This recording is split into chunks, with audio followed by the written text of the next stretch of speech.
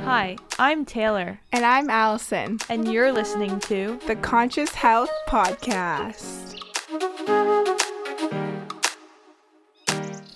Hey everyone, welcome to episode 2 of the Conscious Health Podcast. On this week's episode, we'll be talking about various diets and their impact on health and well-being. We'll also talk about fad diets and issues relating to dieting and discuss a more sustainable way of eating. Yeah, so let's talk about that word dieting. Firstly, I do want to say before we get into anything, we do not condone or support dieting in and of itself. Dieting is not supportive, sustainable, or health promoting in any way. We support and follow a sustainable way of eating for health and longevity that focuses on foods that help us feel and be our best. This includes all aspects of food. Being intentional about what we're eating is important, along with allowing yourself flexibility in order to also help support social and emotional well-being. I also want to mention that the science behind eating has not changed for many years. There's always been a consistent understanding of what constitutes a well-balanced and health-promoting way of eating. This constant and simple message is that we should all be increasing our consumption of a wide array of fruits, vegetables, grains, legumes, and beans, as well as nuts and seeds. These foods should be eaten in their whole form and in balanced portion sizes. However, I can see how people can get caught up in the constant chatter and sometimes pseudoscience that seems to circulate within the media and also by word of mouth. I see this day in and day out. I'm sure you do too. Definitely, especially the media, and I think like social media in particular, like there's so many, lifestyle influencers out there who are recommending various diets to like young girls and boys. Yeah, so impressionable too. Yes, just people, they see this and they think, well, it worked for them and they have, millions of followers, must work for me too. Yeah. And I think just always like being surrounded with that and always having access to that kind of just doesn't put you in the best mindset. No. Because, everyone's like, oh, I gotta, portion control everything. And of course, like to an extent, you're not going to be eating like 5 plates of pasta every night, right? Yeah. Without gaining weight or having some negative health outcome. But at the same time, I think it becomes too restrictive. And people just get set in a mindset where they feel like everything has to be portioned and everything has to be exact. And I think that's where problems can start. Yeah, there's also the whole Instagrammable food. Oh, yeah. If it's not pretty, then why am I eating it? Yeah. And I admit I'm guilty to taking pictures of my food. Oh, yeah, that's fine. But not to that extent. Yeah, people thinking that, oh, I don't have all these colors, like I must be failing somehow. Yeah, that's not the point. No. And those pictures are totally edited, so don't worry. Yeah, that's true. But yeah, so do we want to talk about some of the different sustainable ways of eating? There's been like lots of science supporting these different diets. Yeah, some of these are considered diets, which, again, I don't really like that term. But anyway, I think they're good starting points at least for a more healthful way of eating. So the first one would be the Mediterranean diet, which I'm sure most people have heard of. It's pretty popular. It's really focused on heart health and eating a lot of fruits, vegetables, whole grains, fish, nuts, and avocados, as well as some vegetable oils. The focus is really to reduce the LDL or bad cholesterol. It's known to support health and longevity, and I think a lot of people, there's a lot of associations with this diet in different populations, but I mean, the core of it is really supported by science and years of science.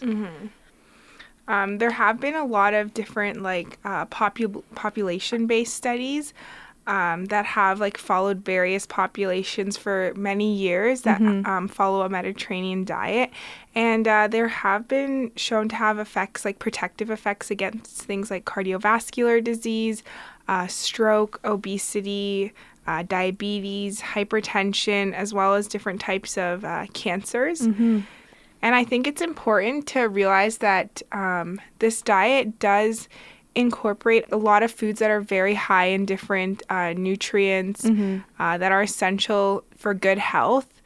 You know, it's plant-based, right? So you're going to be getting all your different vitamins and minerals. You're going to be getting different like phytochemicals, which can actually have different properties that can support human health beyond just, you know, energy. Yeah, there's a lot of phytochemicals with all the vegetables. We're also, it's including plant sterols. So, you know, it reduces saturated fat. It's increasing your monounsaturated fats and polyunsaturated fats. And, you know, just all those things are beneficial. Another diet is the DASH diet, which is for people with high blood pressure. It reduces red meat, salt, and processed sugars. It seems for more of a clinical population rather than the average Joe. Right. It does incorporate some really good ideas into it, like trying to reduce sodium, which is a big thing, as most people probably consume too much sodium on a day-to-day basis.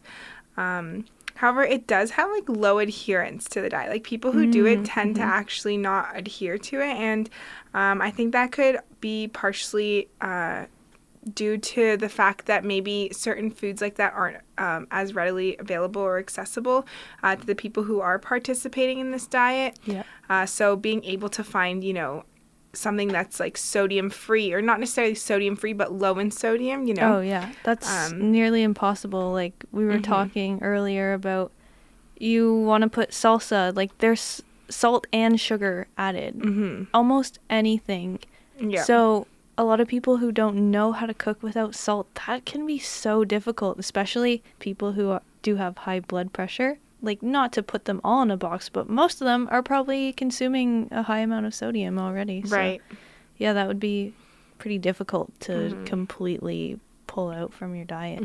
And even like in terms of convenience as well, if you you know, go out to eat for a meal or something, like the food is definitely going to have sodium in it. Yeah, I don't think sugar. You could go out to eat. I don't think so either. And it's just like, it's also a convenience thing, right? Because, you know, if you don't have time to properly cook a meal, you know, just run out and get something. And even like these restaurants that might claim to be, you know, health conscious, you know, obviously they'd probably be incorporating healthier food options, you know, more fruits and vegetables, legumes, things like that. But still, like, they're going to be using probably excess amounts of sodium and sugar in their foods as well. So well, they want you to come back, yeah, right? Exactly. Yeah. Another one is the MIND diet, which is actually interesting because it's a combination of the last two. So it's a combination of the Mediterranean and the DASH diet. And it's used to reduce or delay neurodegeneration, which to me really made sense, because if you're reducing, you know, your plaque and cholesterol buildup, and then you're reducing your blood pressure, that's increasing the blood flow to the brain and really reducing the stress on all of your organs, but also your brain. Like, a lot of people forget about that.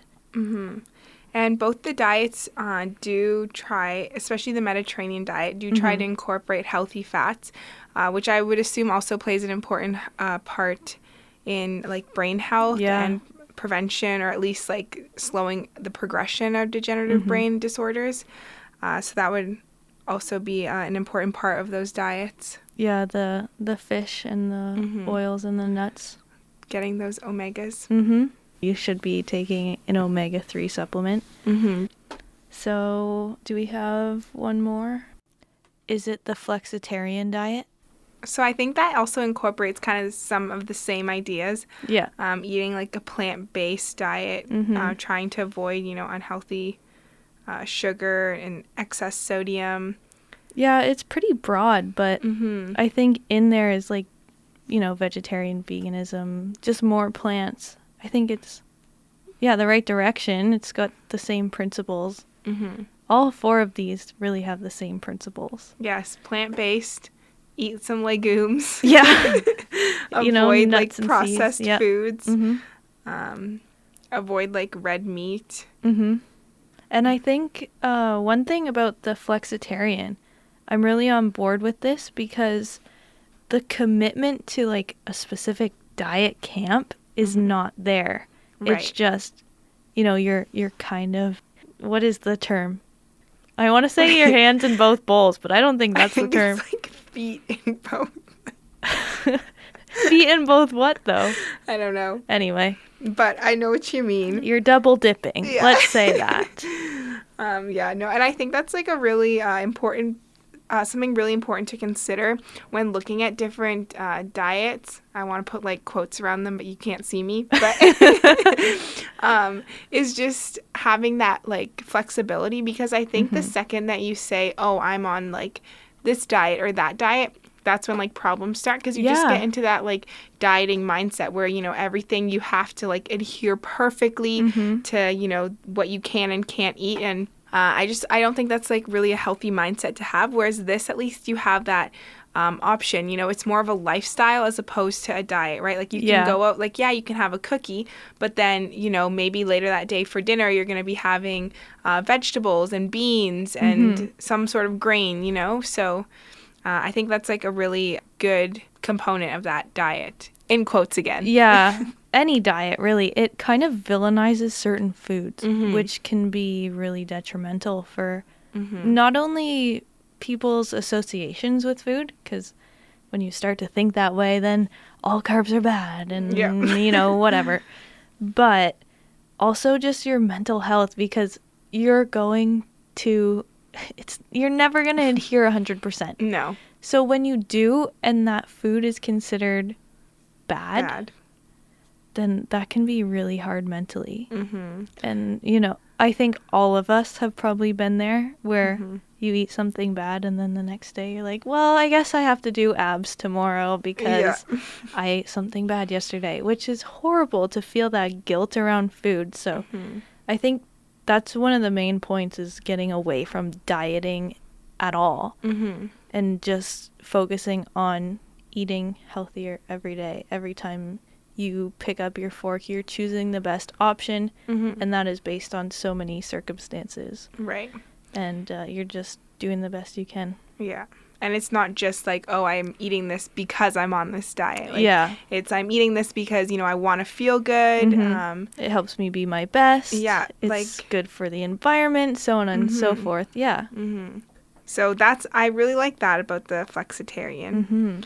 Okay, this is like a random, like, funny story, but so in my family, like, I'm vegan and my mom and my brother are vegetarian. Okay. And my dad, like, for the longest time, we're just like, oh, whatever. Like, he's not really, like, vegetarian. Like, he'll eat meat occasionally, not red meat. He'll eat, like, chicken or fish. Anyways, and then one day, like, he comes home and he's like, I'm flexitarian.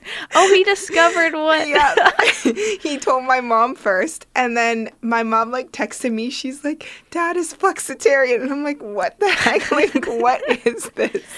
So I actually, like, heard about that, like, originally from him, which is kind of funny. So did you want to talk then about the more dangerous fad diets?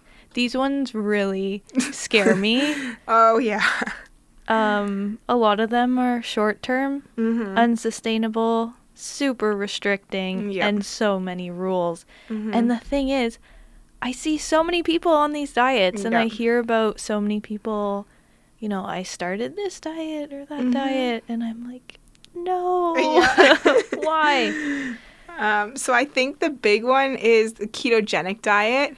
Yeah. That one has definitely gained a lot of popularity, and kind of going with the ketogenic diet would be like Atkins and paleo. Yeah, we can just group all of those together. Yeah, so they kind of all follow the same idea that it's very, very low carb, so usually under 20 to 50 grams of carbs per day. And just like as reference, a banana usually has about 30 grams of carbs, yeah, give or I think take. that's important to give a reference, because even me, like when you say this many grams, I'm thinking, what does that mean, right? But that's awesome reference. Yeah. So if you were to follow this diet, you have one banana and there goes your entire So you're designated not amount keto of carbs. anymore if you Exactly. eat a banana. Okay. Yeah, so you have to, like, the goal is to stay under that, and basically you want to increase your fat intake, and it also does sometimes encourage the consumption of saturated fats. Oh, so lots of meat and eggs and cheese Yes. too? I believe so, yes. The only thing is they do sometimes also suggest to avoid like excess protein, just because the protein can actually be broken down into like amino acids and then used for gluconeogenesis. So basically the protein will be converted to glucose, that's right? what I've heard before is like, well, if you're eating too much protein, you're still getting glucose. Exactly. Yeah. So it can actually like take you out of ketosis, which is Okay. like kind of also the goal of the diet, right? So you're avoiding carbs, increasing fat so that your body will eventually use fat stores for energy as opposed to glucose.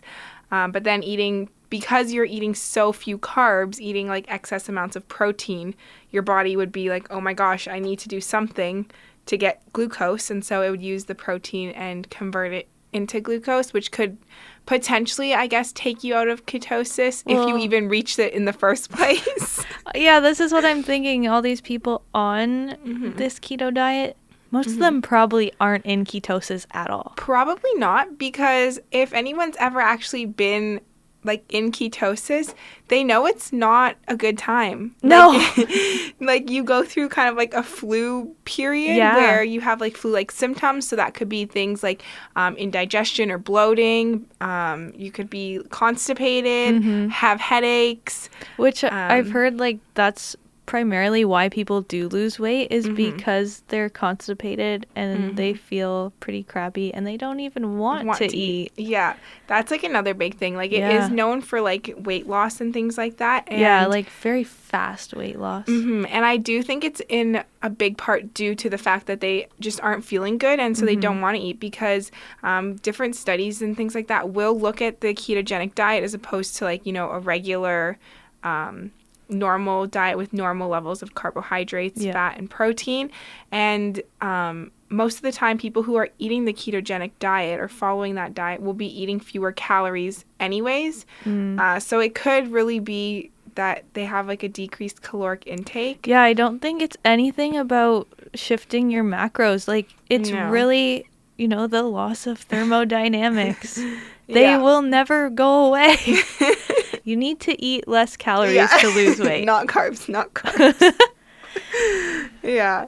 But yeah, so I think it's just like, it's kind of masked by the fact that you're eating less, like fewer calories in general. And so it seems like you're making progress because you're on the ketogenic diet, but really it's because you're actually just eating fewer calories. Yeah. There's also, I don't know if you've heard of it, the Whole30 diet, which when I heard people mention, oh, I'm on Whole30, I'm thinking, oh, wow, that sounds amazing.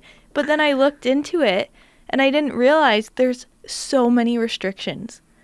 Like, I don't know if I've ever seen a diet with so many restrictions in it. And they're not the healthiest restrictions by any means. Like, it prohibits legumes, dairy, or grains, which this lends itself to be a short-term diet. And it has this huge list of these forbidden foods that are considered bad, and I don't know, it doesn't seem healthy or sustainable in any way. No, that does not sound sustainable whatsoever. I believe it's like one of those diets where, it's supposed to like reset your body, Yeah. So reduce cravings and things like that. But there's actually no scientific evidence like whatsoever associated with this diet. Literally, there's nothing. The only thing would maybe be like, some success stories, but it's just like it could have been due to like so many different factors, right? Also, most people are going from hugely processed and then they go to this where they may be eating just more vegetables in general, and that's gonna help you lose weight. It's pretty simple. I know these diets, people go on them to lose weight, but also it kind of like shows us that, you just need to stop eating the processed food pretty much. Like a lot of these just kind of force people into that, but they're still very dangerous. Like I wouldn't even recommend a diet. No. Like you need to eat sustainably. It's pretty simple. But there is some other diet camps. This one is relatively new, at least to me, is the carnivore diet. Oh my goodness. Only meat, eggs, and cheese. That is it. From what I've heard, they don't eat anything else. So, not to mention, like, no vitamin C. Oh my gosh, you're gonna get scurvy.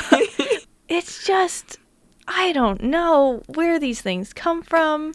It's a lot of pseudoscience. I think there's some case studies, or I heard there's one doctor that said it cures all this stuff. But there's no science behind this. I don't even know why it crossed anyone's mind. No, I don't know who decided it was a good idea. Like, it eliminates literally all food groups. There's so many issues, no fiber, Yeah. low to little micronutrients. Yeah, like you're not going to be getting any essential vitamins or No. minerals. Like, Yeah, I really don't know, but anyway. And I can assume that would probably be really bad for your heart health. Yeah, all that saturated fat. Honestly. Yeah, Yeah. no, I don't know who comes up with some of these diets. I think, honestly, though, the second that someone, relatively famous or like someone that has a following promotes something like this, then so many people decide to go for it because they're like, oh, it worked for them, like it must work for me. Even I see a lot of doctors promoting different diets, and it's like, oh, because they're a doctor, they must know. But a lot of people don't realize that doctors have such a limited background in nutrition. It's true. So it's kind of like, it's dangerous. And, you tell people you should do your research, but it's hard. There's so much research out there, and there's so much that goes into the research that you have to know what you're looking at, and you have to know what to look for in the first place. Exactly. I did want to just end on any mono diet, like whether that's all meat, all potatoes, what did you tell me earlier? All grapefruit? Yep. Oh my goodness.